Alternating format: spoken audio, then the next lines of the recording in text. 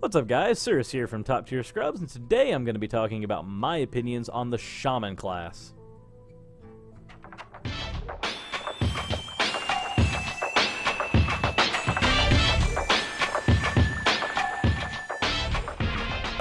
Anyway, let's just rip the band-aid off. Shaman sucks. Like, let's not beat around the bush here. Fundamentally and functionally, Shaman is a terrible class. It is still my favorite class, don't get me wrong, but that's why I wanted to talk about it in this this segment that I want to try to build up a sort of state of the game segment. And currently, in the state of the game, Shaman is the worst class. It only has one deck that really functions on the ladder right now, and that's mechs. I personally don't like playing Mech Shaman. I prefer playing like Value and Swarm and other different play styles with it. But that's where we are right now.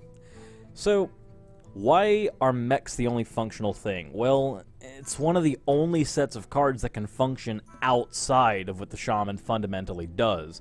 It can play aggro rush early game, which is, oddly enough, the thing that Shaman suffers from the most in its card pool is the inability to do that.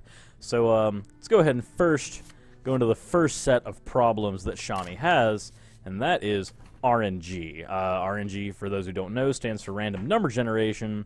And let's start out with Crackle, let's start out with the first card that cemented this. The only RNG card from the basic set, for the most part, Lightning Storm. Deal 2 to 3 damage to all enemy minions, Overload 2. Talk about Overload in a little bit, not right now. Here's the thing about this card.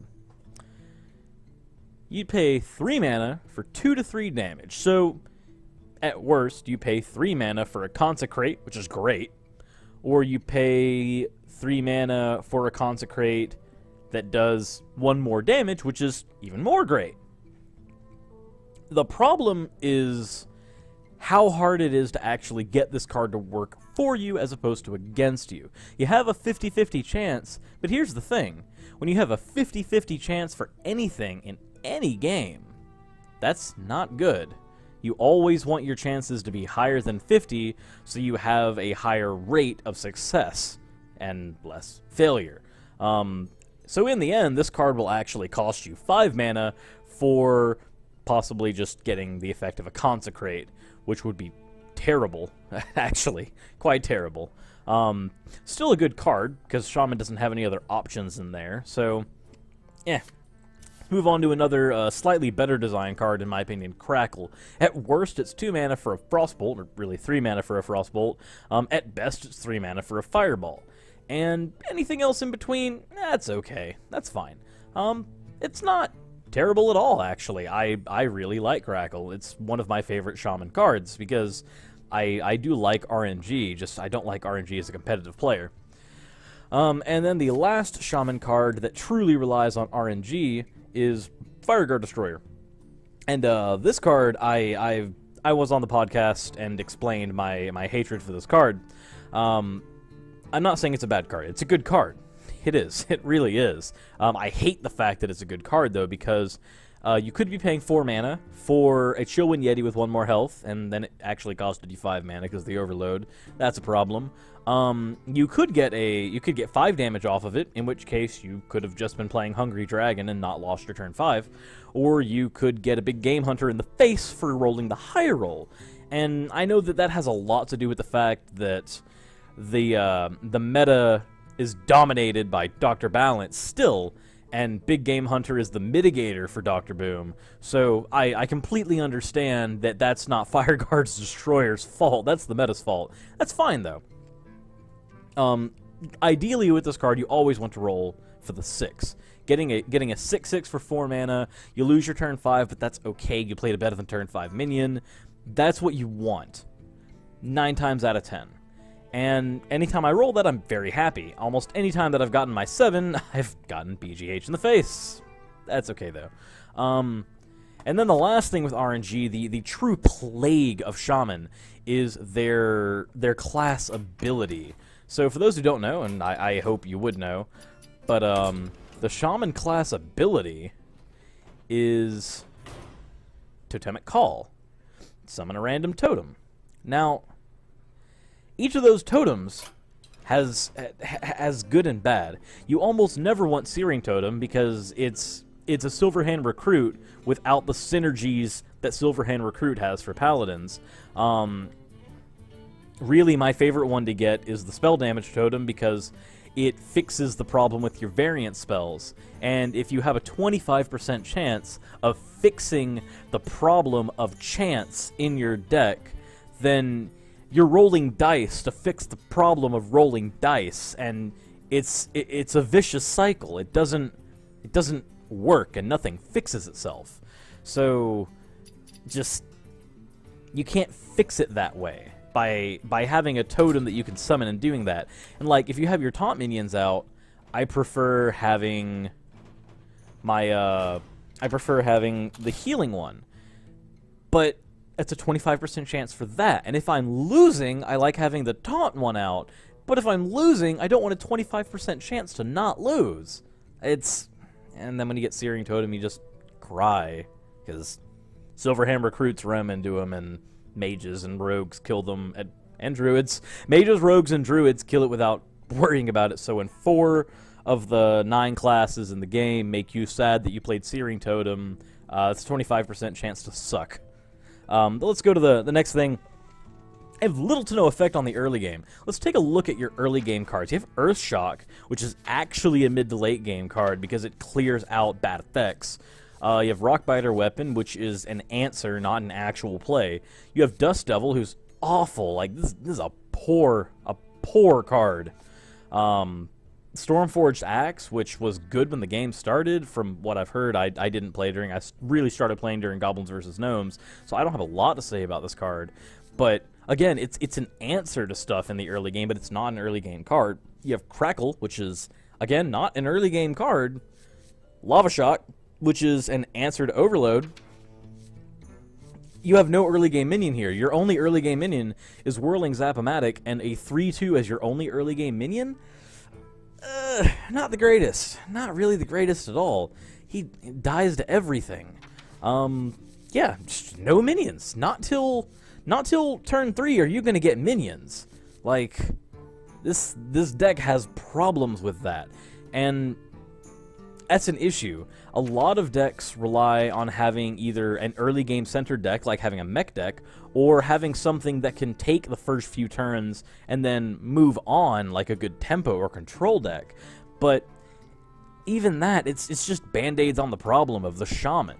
You're still dealing with the fact that this deck doesn't have an early game, and you're trying to put a band-aid over the early game instead of just Blizzard fixing the fact that there are no early game minions. I would like if in the next set there would be some 1 and 2 cost minions for Shaman instead of just 1 and 2 cost answers. I love having answers. I'm a control player, I really do, but I also want to have turns that matter. If I have to play a totem on turn 2 as my first creature of the game, I'm quite sad.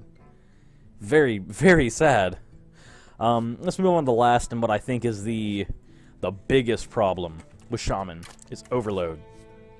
Now let's look at some cards here that could be great. Forked Lightning. This is basically what warriors have for Cleave, but this makes me lose 2 mana. So if I play this on, let's say my opponent plays his game, he coins Murloc Scout, never will happen. He coins in a Murloc Scout, and I'm like, sweet, I can answer that. I'm going to Forked Lightning that, and I'm going to lose my turn 2. Well, my turn 3 at that point. In almost every situation you could play this card, you will suffer for it. And Lightning Bolt, probably the only well-designed, or one of the few well-designed Overload cards. Deal 3 damage for 1 mana, Overload 1. So it's a Frostbolt without a freeze that you have to pay 2 turns for. That's fine. I don't mind that. I would rather Rockbiter Weapon, and that's why I play Rockbiter Weapon. Dust Devil, poorly designed Overload. Your turn 1, you lose your turn 2. By your turn 3, he's dead. Stupid. Stormforged Axe, it's not that bad. It's really not, but it's a bad answer for things. Crackle, that is a well-designed Overload card. I'm fine paying its Overload cost for what it does. It gives me what I want for losing only 1 mana. We'll talk about Lava Shock in a sec. Feral Spirits, it was good when the game was a little slower, but we have more options in the game now. Feral Spirit just hurts now to play. It's you get 2/2/3s, but you lose your turn 4, and if you coin, you lose your turn 3, but you effectively lose your turn 4. If you play a late game, the 2/2/3 taunts don't make a huge bit of difference. Late game, I would rather drop a Sludge Belcher, because it costs 5, just like Feral Spirits cost 5, and I'll play all the mana up front if it means that I'm going to get a better outcome. Lava Burst, this is a horribly designed overload cost. So it costs 1 mana less than Fireball, but it deals 1 damage less than Fireball. But it actually costs 5 because of the overload, and you will lose your next turn. And it's an overload answer card. So the last thing you want is when you're using a card that is to answer a problem on the board, it means that you're having a problem with board state to begin with, usually. So if I'm having a problem with board state, why would I want to hurt myself by killing my ability to play cards on the next turn, giving my opponent the ability to play cards on their next turn without me being able to answer to them, and putting me in the same exact situation that I was not but 2 seconds ago when I played this god-awful card. Lightning Storm, another really, really poorly designed overload card. Better when the game was slower, but now you play it on turn 3 if your opponent, like, let's say your opponent has a board set up early. They're playing an aggro rush deck, so you're going to use this to stop them early. You don't want them to do anything.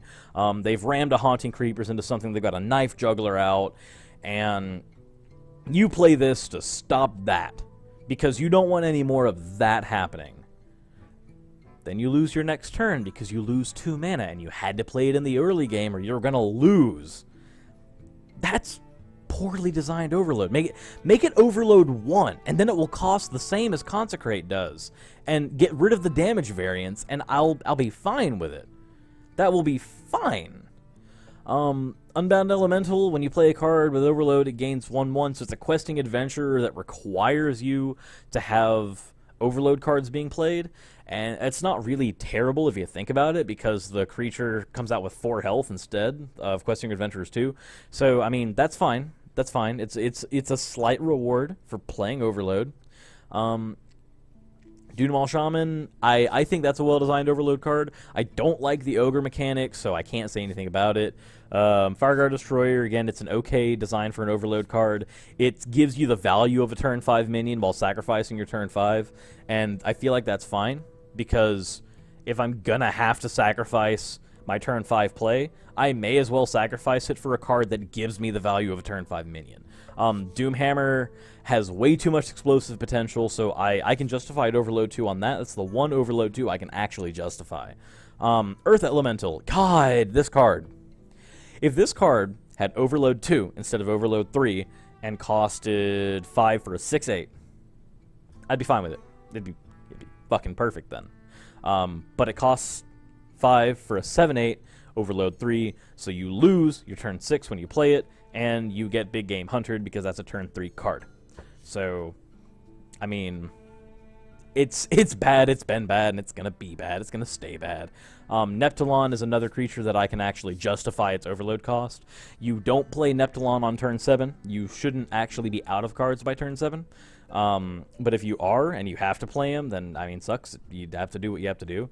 I'm fine with the Overload 3 because functionally the Overload 3 prevents you from dropping every Murloc you got at the same time, and I'm fine with that. I'm fine with a good card having its own limiting factor to keep it from being stupid good. But now let's talk about Lava Shock. Because lastly, I want to talk about how I think they could fix Shaman. Lava Shock is an attempt to fix Shaman, and I feel like it's not a good way to do it. You have a card that does 2 damage to something, which is cool, that's fine, that's good. And it unlocks all your overloaded mana crystals. Thing to note, it unlocks the ones that you've made this turn, and it unlocks the ones that you are currently dealing with. So that's cool. It's really good for that. However, if you're already overloaded, and you have to play a card with overload afterwards, and then you play this to get rid of all of that, you might not have that mana to begin with, because you were already overloaded in the first place. And the other issue I have with this card is, while it's 2 for 2 and has another ability, so it's a Frostbolt with 1 less damage that fixes the Shaman's problems. The issue I have here, though, is that if I was overloaded for 2 and I play this card, I'm still overloaded for 2. I've thrown away that mana for 2 damage, and while 2 damage is cool, I'm fine with that 2 damage. I've used up a card to do so, and anybody who understands attrition and understands card value knows that fixing a problem by negging 1 actually created you more problems than the ones you fixed in the first place. I'm not saying it's a bad card. I'm saying that it's bad design to make a card to fix a problem with your class when you could just go and fix the problem with your class. The advantage of having a digital card game as opposed to a physical card game is you can go and fundamentally fix flaws in the game, and it's a whole lot easier on you than fixing it in a physical card game. It took forever for games like Yu-Gi-Oh! And Magic to catch up to what players were doing when Magic eliminated mana burn, and when Yu-Gi-Oh! Eliminated their field spell clause and their draw clause.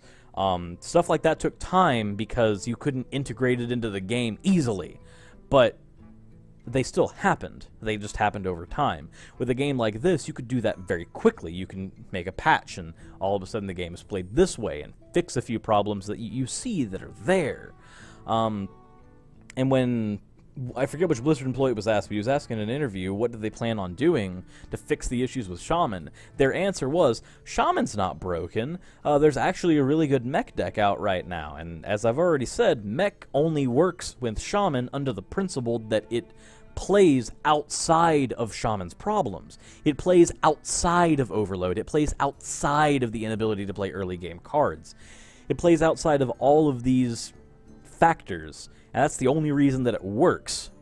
Things that I think that can fix this deck, or fix Shaman in general, as opposed to band-aiding it like cards like Lava Shock do. We need more cards that are designed like Fireguard Destroyer and Neptulon. Fireguard Destroyer and Neptulon are fine. If you lose your turn 5, at least I get a turn 5 worth minion out of it. And if I have to lose my turn 8, at least I come out of having no cards in my hand. I plus when this card is on the board immediately. I like cards like Doomhammer. Yeah, I'm gonna lose my turn 6, but that's fine because the explosive potential Doomhammer has. These cards are well designed with Overload, and that's fine. Keep Overload as the Shaman's mechanic. Just don't make it so punishing on the Shaman. No other class punishes themselves to play cards. I mean, Warrior, I guess, but they punish their minions, and that's fine. And we need less cards like Lightning Storm and Feral Spirit. They're badly designed Overload costs. Overload 2 on a card that I'm gonna play pre-turn 5, more than likely? Why would you design a card that cripples my early game when there are cards that are supposed to fix early game problems? I have no early game minions, so I have one card that summons 2 early game minions. But I lose my turn 4? My opponent is faster than me because they have early game minions, so let me shut that down so I can get to the mid game where I actually can play. But I lose my turn 4, or I lose my turn 5. I lose my crucial mid-game turns for cards that are supposed to fix my early game. We need fewer cards that are badly designed like that, and we need those cards to go into a redesign. And more cards like Destroyer, Neptulon, Doomhammer, without the Ogre mechanic, Dunmal Shaman, cards like that that are designed well with Overload. You're fine paying the Overload for a Crackle, because you're going to get that value out of it. You're going to get a 3-cost card's worth of value, possibly a 4-cost card's worth of value. There's a chance for playing this. That's the only card that I can say that its variance and its Overload work in tandem to make a very solid card that's still flavorful for the things that Shaman does, as opposed to like Lightning Storm and Feral Spirits that work with the theme but are detrimental to the Shaman. And they're the only options the Shaman has. But that said, I think that's all I have for it. Realistically, I can't think of anything else that you would do to fix Shaman at that point. Just fix the overload issues and eliminate some of the card variants. And I don't know what you would change not the Paladin, but the Shaman's totem ability to make it balanced for the game and still make it functional. That I don't know. So if any of you have any ideas, possibly, for how you would fix the Shaman's totem ability, or any ideas for fixing anything else with the Shaman, go ahead and say so in the comments below. And if you'd like, go ahead and click the Top Tier Scrubs logo up there to subscribe. And, yeah, if you agree with any opinions in the video, or you want to, I don't know, see what anybody else's opinions are, then feel free to share it on your favorite social media site, Facebook, whatever, Reddit, anything you want to. But, that being said, this is Sir from Top Tier Scrubs, and I'm signing out.